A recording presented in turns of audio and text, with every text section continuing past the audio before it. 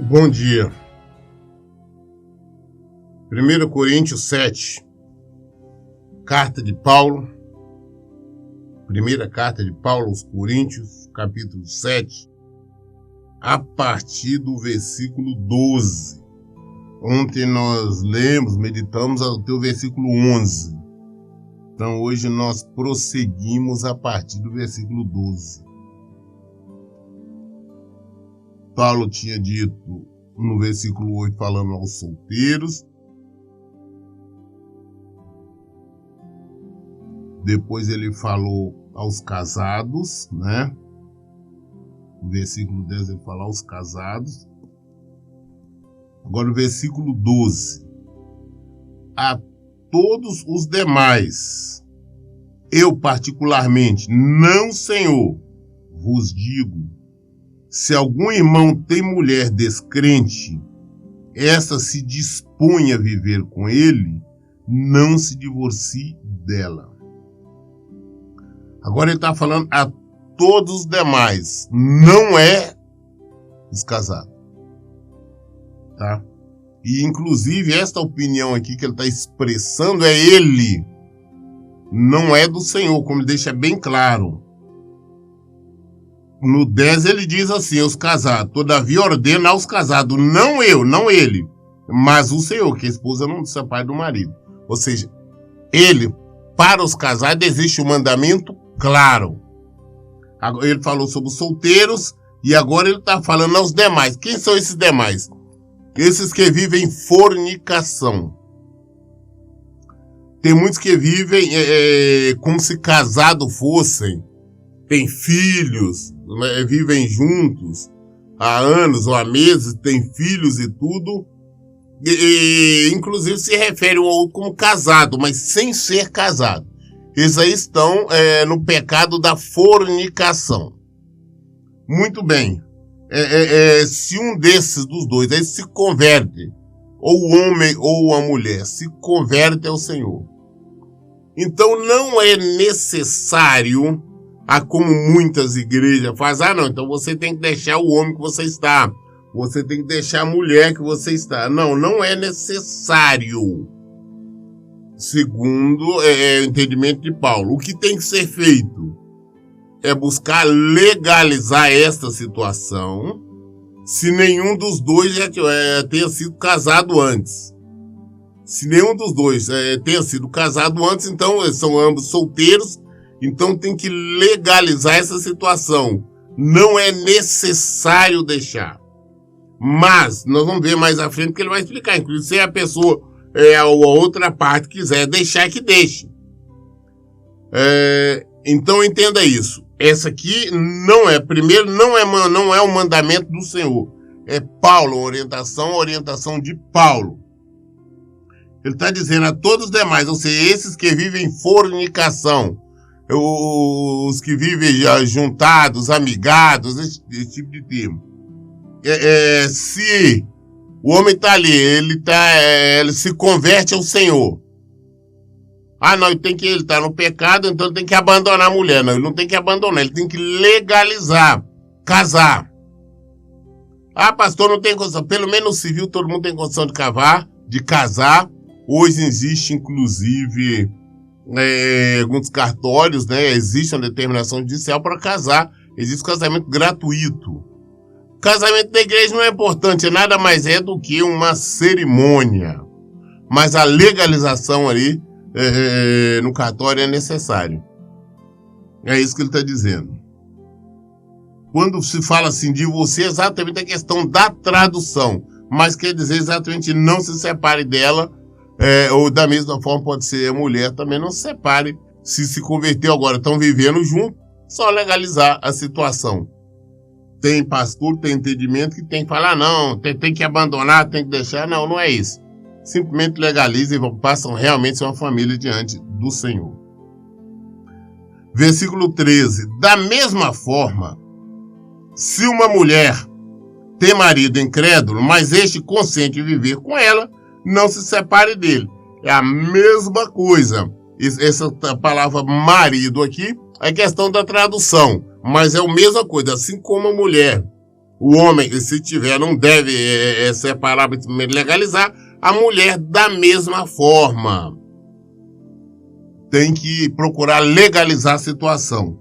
Então, isso aqui, volta a insistir, desde o versículo 12, aqui nós estamos falando aos outros, a todos esses que vivem junto, como se casado fosse. Entendeu? Não, quando se refere a marido, é como a maioria, inclusive, das pessoas mesmo. Eu vejo pessoas me procuram, não, meu marido, fala, você é casado? Não, nós vivemos juntos há X anos, minha esposa, mas não são casados. Se refere um ao outro com marido e esposa, sem realmente, de fato, serem marido e esposas. Porque não são casados.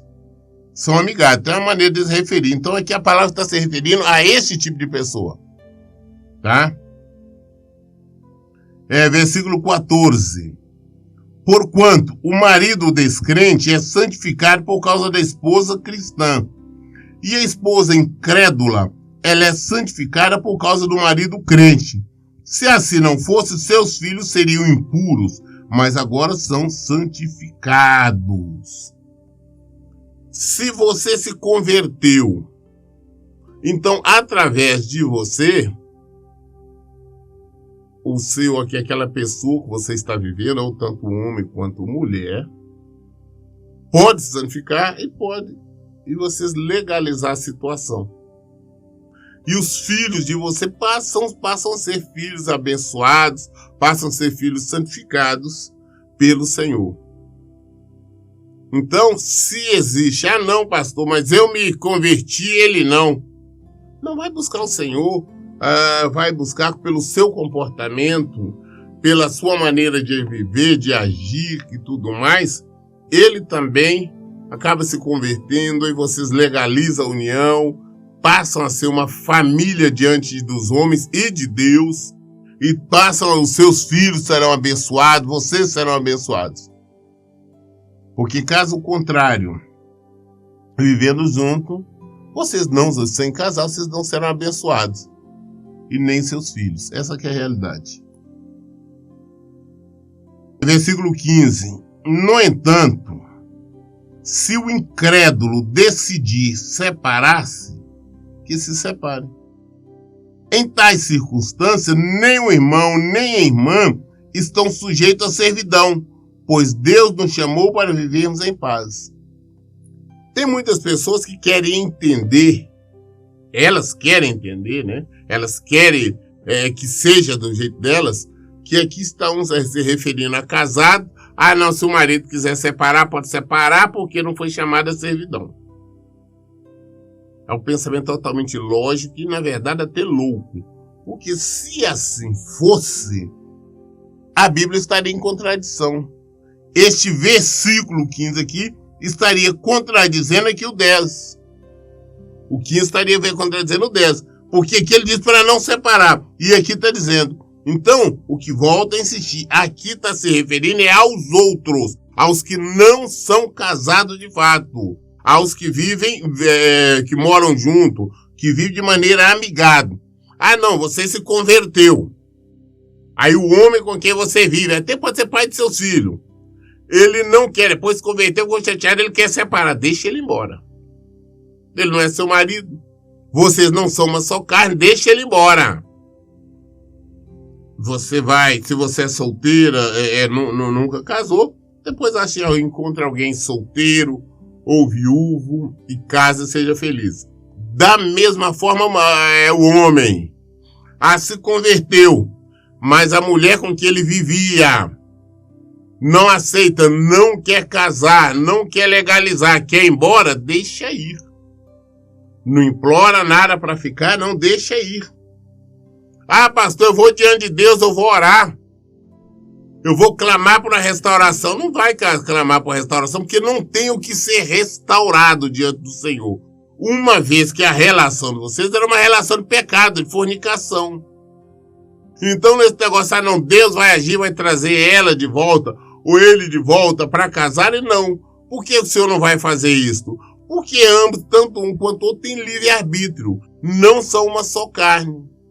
Então ele está querendo uma outra coisa, Deus não pode falar, não, você tem que fazer, tem que voltar a casar com ela. Não, não existe isso. Ou ela tem que voltar a casar com você. Claro que não existe, porque são livres. Agora, quando são casadas, é isso ou é outra coisa. Aí você pode orar, você pode buscar interceder para que o Senhor restaure. Mas caso contrário, quando é nessa situação, quer separar, essa talvez não deixa ir. Deixa ir embora. Ah, por quê? Porque não são uma só carne. Você está livre, você se é solteiro, né? Se nunca foi casado antes, você está livre para casar com uma pessoa solteira ou viúva e ser feliz. E eu sempre oriento as pessoas da seguinte forma, que eu acho que solteiras, devem casar com solteiras.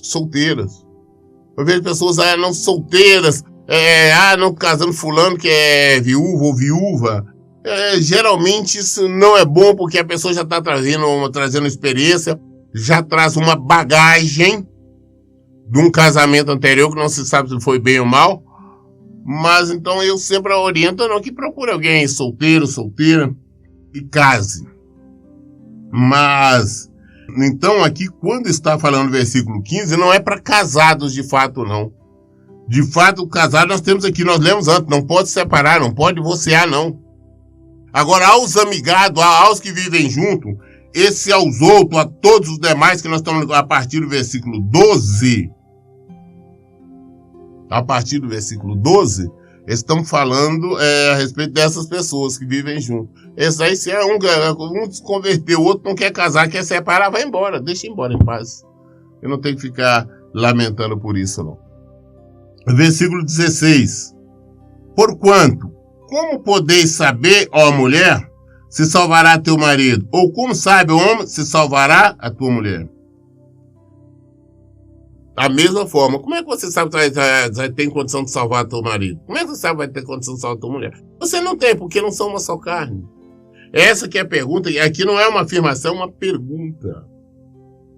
Não vai salvar, exatamente, você não tem condição de interceder, de fazer nada por ele, uma vez que não existe um casamento de fato.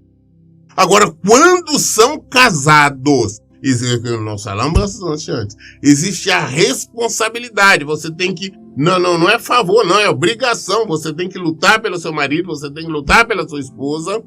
Ah, mas ele está no erro, está no pecado, lutar para que abandone o erro, lutar para que se converta e venha se render aos pés do Senhor. Porque caso contrário, você está se omitindo. E eu tenho dito, a omissão é pecado. É uma parte, é um só corpo. Você deixa de cuidar do seu corpo. Se o seu corpo tem uma enfermidade, você deixa de cuidar, essa enfermidade vai alastrar por todo o corpo, você vai acabar morrendo. Sendo você e seu marido uma só carne, o que ocorre? Você e ele, se ele está no pecado, no erro, é uma enfermidade espiritual. Se você não procurar cuidar, combater, ela vai alcançar você e você também vai morrer. Ambos vão morrer espiritualmente. Então existe a obrigação. Agora, não sendo casado, não, eu me converti, ele não quer, agora vai embora. Pode ir embora. E procure buscar mais o Senhor, procure se acertar com o Senhor, procure se santificar, e procure uma pessoa solteira, e venha casar, venha realmente constituir a família diante dos homens e diante de Deus. Porque amigados, por mais que a lei, na legislação diz que existe o casamento de fato e o de direito. De fato é esses que só moram junto, amigados. Mas a pessoa só é reconhecida como casado quando realmente é casado. Isso tanto comercialmente, em todas as áreas. Né? Fora isso é solteiro. Tem liberdade de agir independente da outra parte. Agora, quando são casados, não. Eles têm que agir em conjunto. Nós sabemos disso. Quando são casados, por exemplo, para a aquisição de um imóvel, os dois têm que assinar. Para a venda de um imóvel, os dois têm que assinar. Ah, para adquirir um empréstimo em banco, os dois têm que assinar, assim sucessivamente. Agora, quando é amigado, não, cada um é independente, assim, independente. Então, não tem validade. E diante de Deus, são pessoas independentes. Quando casado, é uma só carne. Jesus nos explica bem claro sobre isso. Ele fala, porque Deus não vê como um só, mas vê os dois como uma só carne. Versículo 17. Contudo, cada um prossiga vivendo na condição que o Senhor lhe determinou e em conformidade com o chamado de Deus. É isso que ordeno em todas as igrejas. Paulo falando aos Coríntios, cada um, você foi chamado estando casado, você não pode divorciar, que é pecado, é erro. Você foi casado, você foi chamado para o Senhor, está na presença do Senhor, você está amigado. Então você não tem que abandonar, você tem que simplesmente legalizar a situação e prosseguir. Versículo 18, foi alguém chamado sendo já circuncidado? Não se preocupe em desfazer sua circuncisão. Foi alguém chamado sendo incircunciso? Não se deixe circuncidar. É uma questão judaica, uma questão dos judeus, porque anteriormente, né, aqueles praticantes da lei, os religiosos, ainda hoje, né, os judeus fazem isso, fazem a circuncisão. Circuncisão é um corte ali na cabeça do órgão masculino, né, da genitália masculina. Então tudo é feito isso geralmente no 8 dias do recém-nascido, que faziam isso, acho que os judeus ainda fazem. Mas Jesus disse lá, eu não quero que essa circuncisão na carne, mas que é no coração. Então, né, Jesus aboliu a circuncisão. Mas então, olha bem, então vem alguém que é judeu, que já foi circuncidado, ele veio para o evangelho hoje, não posso ir porque eu sou circuncidado. Não tem problema, esquece, você foi na época da ignorância, o Senhor não leva em conta o tempo da nossa ignorância, mas não chama arrependimento, tudo bem. Não, agora porque eu sou judeu, mas eu nunca me circuncidei. Não tem que circuncidar. Acabou, não existe mais circuncisão. Volto a insistir. Os judeus ainda, os ortodoxos, eles fazem questão ainda de viver a antiga lei. De viver a lei de Moisés. Mas essa lei de Moisés já está superada há muito tempo. Nós vivemos em Jesus, nós vivemos na graça. A lei se cumpriu em Jesus. Versículo 19. A circuncisão em si não faz o menor sentido. E a incircuncisão também não. Significa nada. O que realmente importa é obedecer os mandamentos de Deus.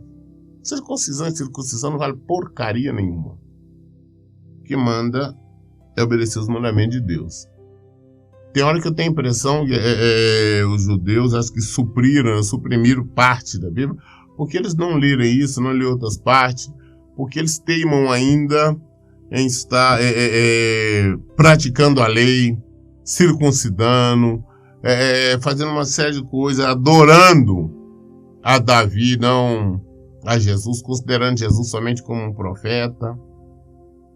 Estão esperando a vinda do Messias ainda, de Jesus. Eles não entenderam, não perceberam, mas Jesus está voltando agora pela segunda vez. Eles estão esperando ainda a primeira vez. É difícil entender o ser humano. Versículo 20. Cada um deve permanecer na condição que foi chamado por Deus. Foste chamado sendo escravo? Não te preocupes com isso. Mas se ainda podes conseguir tua liberdade, aproveita a oportunidade. Naquela época existia escravos ainda. Não, você era escravo, mas você recebeu a palavra, você se converteu. Não, agora que eu sou convertido, eu não posso ser mais escravo. Não preocupa com isso. Se você tiver condição de se libertar, ter sua vida independente, bem, se não, continua, não tem problema. Não, você é um empregado, sei lá, um empregado bem baixo, sei lá, um faxineiro, qualquer outra coisa, e agora você se converteu, não, agora eu não posso fazer mais isso, não tem nada a ver. Somos todos iguais diante do Senhor, não é a nossa profissão, não é o que nós fazemos que nos muda diante do Senhor. Diante do Senhor, assim como um autoempresário, ou um faxineiro, ou um médico, um profissional liberal, qualquer coisa, somos todos iguais diante do Senhor. Não existe diferença, não. Ah, para o homem, para o ser humano tem diferença, não. Fulano Não, para Deus não. Então nós não temos que preocupar com isso. A nossa preocupação é sim, é fazer a vontade do Senhor e viver de acordo com a palavra dele. Versículo 22. Pois aquele que sendo escravo foi chamado pelo Senhor é liberto e pertence ao Senhor. E da mesma forma, aquele que era livre quando foi chamado, agora é escravo de Cristo.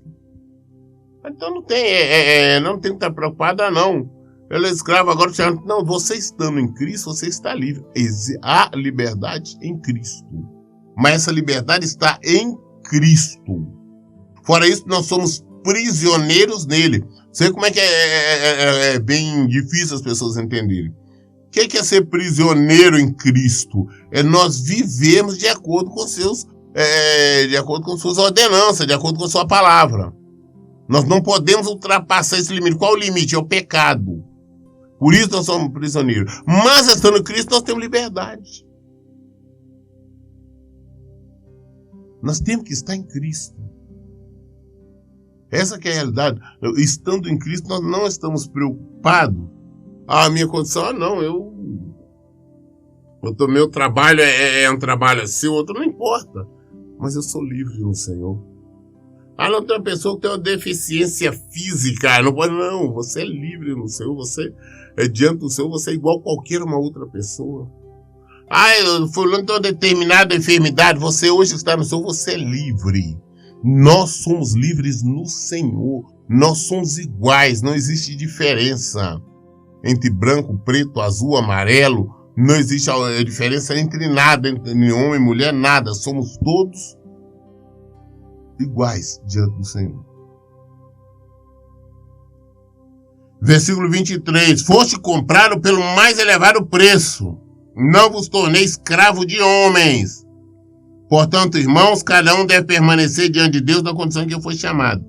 Nós não podemos ser escravos de homens, não podemos ser escravos de religiões, não podemos ser escravos de seitas.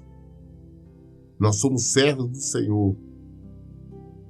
Não, porque agora eu sou e eu tenho... Não. Por isso nós temos que tomar muito cuidado com as doutrinas que são ensinadas, pregoadas por aí. Vamos prosseguir. Versículo 25. Novamente, agora Paulo volta a falar sobre o solteiro. Olha bem, quanto aos solteiros, não tem um mandamento específico do Senhor. Tá bem claro, vocês são solteiros, eu não tenho uma ordenança, um mandamento do Senhor para os solteiros. Dou, no entanto, o meu parecer como um homem que, pela misericórdia do Senhor, tem vivido em fidelidade. Olha, quanto ao solteiro, não existe um mandamento. Você deve casar, você deve ficar solteiro. Não existe esse mandamento da parte do Senhor. Não existe a obrigatoriedade do casamento. Não, Deus mandou casar. Nós falamos sobre isso ontem, não. Não, é o dom, cada um dá o dom. Se Deus me deu o dom de eu viver no celibato, se uma pessoa celibatária, ótimo. Mas ele me deu o dom, eu tenho o dom de ser casado, ter família. Ótimo. Cada um tem o seu dom, não existe essa. Eu sou obrigado, porque eu sou um servo, eu tenho que ficar solteiro, celibato. Não existe isso. Para mim ser um homem de Deus, eu tenho que ser casado. Não existe isso. Tem igrejas, denominações aí que exigem que os homens, para ser pastor, alguma coisa, tem que ser casado. E não existe esse mandamento, biblicamente falando. Versículo 26. Considero, portanto, que é saudável, devido aos problemas deste momento, que a pessoa permaneça em sua condição atual. É o conselho de Paulo. Como ele disse, é o entendimento dele. Ele não tem um mandamento específico do Senhor. Tá solteiro, fica solteiro. Você aguenta ficar solteiro? Não vive aí sempre abrasado, com pensamentos sexuais, nada disso? Dá para segurar? Então fica. Então essa é a orientação de Paulo. Versículo 27, ele fala: estás casado? Não procure separação. Está solteiro? Não procure casamento. Ação de Paulo, volta a insistir, não é do Senhor. Está casado, honre sua família. Honre a sua esposa. Honre seu marido. Está solteiro? Você vive bem solteiro? Não vive abrasado? Não, você não tem obrigação de casar também, não. Mas você casou. Nós falamos sobre isso ontem. Existe a obrigação que você tem com sua esposa, com seu marido. Você tem que honrar. E mais, as pessoas casadas não se convertem ao Senhor. Tem uns que dizem, não, a minha prioridade é o ministério, a minha prioridade é a igreja, a minha prioridade é a obra. Não! Você casou. O seu primeiro ministério é a sua família. O primeiro ministério é a sua esposa, é o seu marido. Não, se você é casado, não sei como eu vi muitos casamentos serem destruídos porque o homem simplesmente está dedicando à igreja 24 horas, não dá atenção à esposa, não dá atenção aos filhos. Não, porque eu estou fazendo a obra de Deus. Não, você não está fazendo. Você já está errando, você já está pecando por estar abandonando a sua família. Dê atenção à sua família. Nós vamos ver mais à frente aqui quando Paulo fala sobre isso. Nós temos que entender bem o que é o casamento. Por isso, antes das pessoas casarem, devem pensar. Eu já vi muitas pessoas, muitos jovens falar, não, eu vou me casar para fazer a obra de Deus. Não, não faça isso. Para você fazer a obra de Deus, não precisa você casar. Na verdade, os casados não podem se dedicar inteiramente ao seu, porque tem que dedicar à sua família. Tanto casado como casadas. Já contei casos de mulher que se dizia missionária, ela não parava em casa, só vivia na casa dos outros, só vivia em igrejas, esse tipo de coisa, e destruindo seu casamento. Depois vem me perguntar, pastor, não sei o que fazer a obra de Deus. Eu falei, você não está fazendo a obra de Deus, não. Você está agindo errado, você é um péssimo exemplo, então, os seus ensinamentos é totalmente contrário. O versículo 28. Todavia, se te casares com essa atitude, não pecas. Da mesma forma, se uma virgem vier a se casar, também por isso não comete pecado. Contudo, aqueles que se casam, enfrentarão uma série de dificuldades nessa vida. E eu gostaria de poupá-los disso. É isso que Paulo está falando. Olha, você casou, você não está pecando, não. O rapaz é virgem e tal, casou, glória a Deus, ele não pecou, não. Ou a moça virgem casou, também não pecou.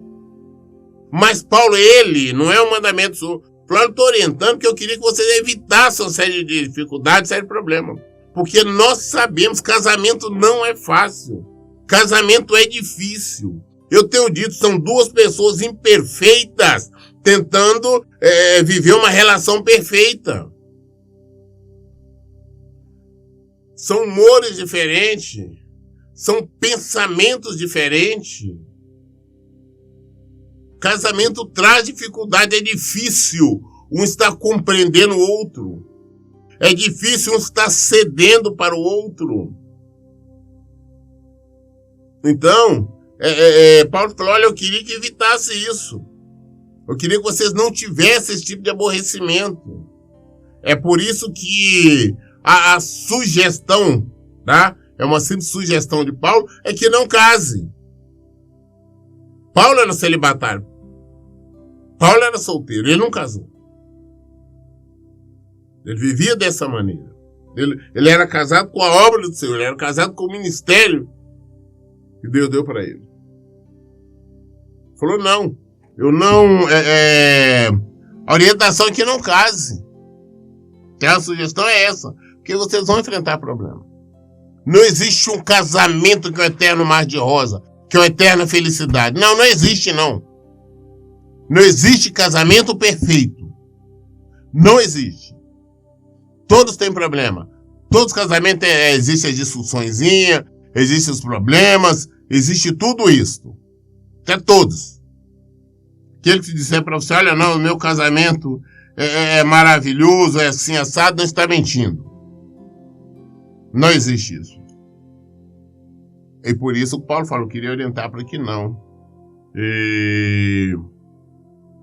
Para que não casasse. Para se casar, não tem problema. Hoje nós lemos aqui 1 Coríntios 7, do versículo 12 até o 28. Até o 28. Como ainda falta esse mesmo capítulo, que é relacionado a este assunto, nós vamos fazer a terceira leitura amanhã. Vamos concluir do 29, né? Amanhã nós começamos do 29 e vamos até o 40 para encerrar. Para não deixar pela metade isso aqui. Porque eu pensei que hoje daria para nós concluir, mas não foi possível. Nós vamos concluir então amanhã. Tá todas as dúvidas esclarecendo na Bíblia. Por isso eu digo, em todo tempo, leiam e pratiquem a Bíblia. Que Deus abençoe. Tenham um bom dia.